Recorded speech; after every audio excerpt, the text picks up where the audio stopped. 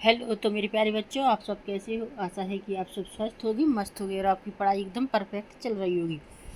तो चलिए आज हम शुरू करते हैं 16 अगस्त से लेकर 20 अगस्त तक। किससे? 16 से 20 अगस्त के करंट अफेयर्स के क्वेश्चन आंसर। ठीक है, जो 16 से 20 अगस्त में करंट प्रश्न बने हैं। तो चलिए, जब हमारे 16 से 20 अगस्त के प्रश्न की बात आ जाती है तो हम उनको पढ़ते हैं। तो सबसे पहले फास्टैग वार्षिक पास क्या है? क्या कहा गया है? फास्टैग वार्षिक पास क्या है? तो NHAI ने 15 अगस्त से गैर कमर्शियल वाहनों के लिए ₹3000 में से एक वार्षिक आय फास्टैग पास लॉन्च किया, जो 200 टोल क्रॉसिंग्स या 1 वर्ष के लिए वैध है। क्या है? 3000 में एक वार्षिक फास्टैग जो पास लॉन्च किया है, जो 200 टोल क्रॉसिंग्स एंड 1 वर्ष के लिए वैध है। क्लियर? तो आई होप यू कि आपको ये समझ में आ गया होगा फास्टैग वाला। ठीक है, अब आ जाता है अगला प्रश्न। भारत का रूसी तेल आयात जुलाई से अगस्त में कैसे बढ़ा? क्या हुआ? जुलाई से अगस्त में कैसे बढ़ा? तो अगस्त में भारत के रूसी तेल आयात बढ़कर 2 मिलियन बैरल दिन हो गए। कितने हो गए? 2 मिलियन, जो कुल 5.2 मिलियन BPD का 38% हिस्सा है। जुलाई में यह 1.6 मिलियन BPD था। क्लियर? क्या था? BPD था। तो आई होप यू कि आपको ये दोनों फर्स्ट और सेकंड वाला क्वेश्चन अच्छे से समझ में आ गया होगा। अगर फिर भी कोई डाउट है तो आप हमसे कमेंट सेक्शन में पूछ सकते हैं। अगला प्रश्न हमारा है, भारत का जुलाई में व्यापार घाटा और निर्यात आयात डेटा। क्या है? भारत का जुलाई में व्यापार घाटा और निर्यात आयात डेटा। तो उत्तर इसका है, जुलाई में भारत का निर्यात $37.24 बिलियन प्लस 7.3% हुआ, जबकि आयात बढ़कर $64.59 बिलियन प्लस 8.6% हो गया। क्लियर? व्यापार घाटा बढ़कर ₹27.35 बिलियन, लगभग $27.38 बिलियन का 8 महीने का उच्चतम स्तर। क्या? 8 महीने का उच्चतम स्तर। क्लियर? अगला आ जाता है हमारा, भारत का विदेशी मुद्रा भंडार कितना बड़ा? क्या हुआ? भारत का विदेशी मुद्रा भंडार कितना बड़ा? तो 8 अगस्त तक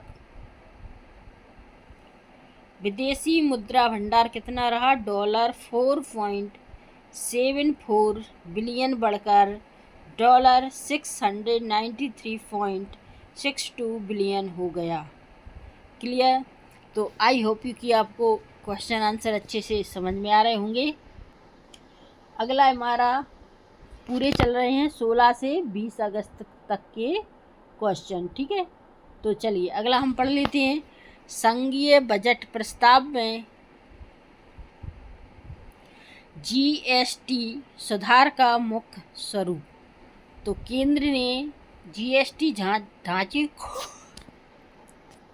क्या कहा? केंद्र ने GST ढांचे को 2 स्लैब में बदलने का प्रस्ताव रखा, -5% और 18%। साथ ही क्या हो गया? -5%। क्या कहा गया? -5% और 18%। साथ ही तंबाकू एवं पान मसाला जैसे साइन गुड्स पर 40% कर लगाने का सुझाव। अगला प्रश्न है हमारा, IIT मद्रास और इंदिरा के बीच क्या हुआ?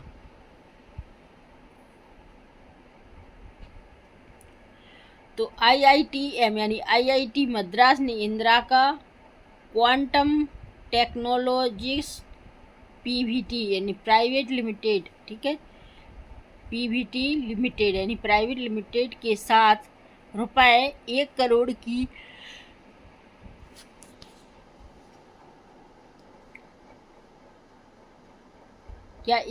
की लाइसेंसिंग एग्रीमेंट साइन की। भारत की पहली सिलिकॉन फोटोनिक्स, क्या है, भारत की पहली सिलिकॉन फोटोनिक्स आधारित QRNG तकनीक के लिए। क्लियर। तो आई होप यू कि आपको क्वेश्चन आंसर अच्छे से समझ में आ रहे होंगे। अगर समझ में आ रहे हैं तो वीडियो को लाइक कर देना। अगला प्रश्न हमारा है जन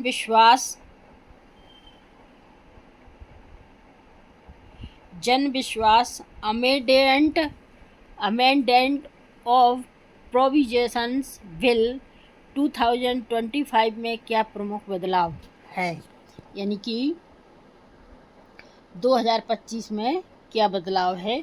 तो इस बिल में 16 केंद्रीय अधिनियमों के 355 प्रावधानों को संशोधित किया गया। मिनर ऑफेंस के लिए जेल की जगह जुर्माना और दोहराए गए मामलों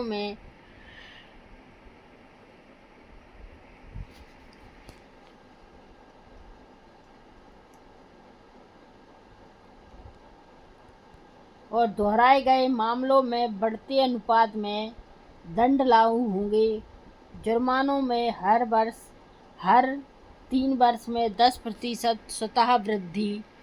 कोर्टों का बोझ कम करने के लिए अधिकारियों को पेनल्टी लगाने का अधिकार।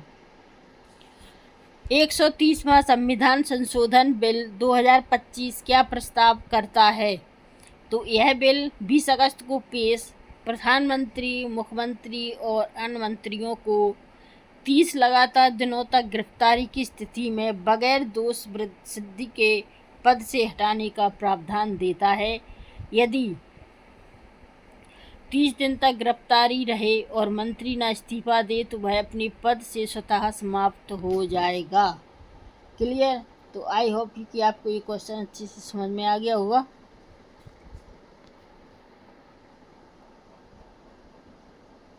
अगला प्रश्न हमारा है नेशनल, क्या कहता है, नेशनल स्पोर्ट्स गवर्नेंस एक्ट 2025 में क्या प्रावधान है। क्या जाता है, नेशनल स्पोर्ट्स गवर्नेंस एक्ट 2025 में क्या प्रावधान है। तो लोकसभा 11 अगस्त और राज्यसभा 12 अगस्त ने पारित किया। यह अधिनियम राष्ट्रीय लेख निकायों को पारदर्शिता, नैतिकता, चुनाव पैनल, एथलीट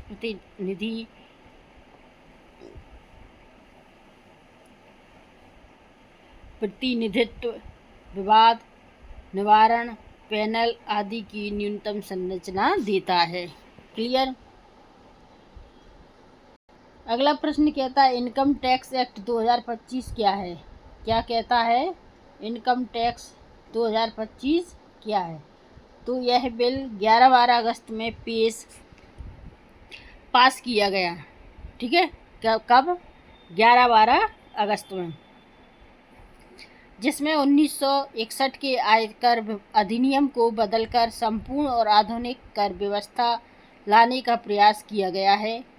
कुल 536 धाराएं, 23 अध्याय, 16 अनुसूचियाँ। क्या, 536 धाराएं, 23 अध्याय, 16 अनुसूचियाँ। अब यह राष्ट्रपति की मंजूरी का इंतज़ार कर रहा है।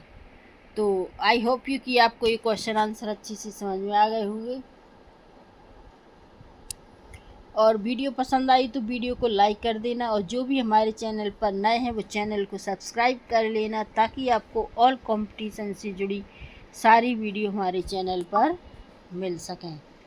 तो चलिए अब हम नेक्स्ट वीडियो में आपसे फिर मिलते हैं। तब तक के लिए नमस्कार, जय हिंद।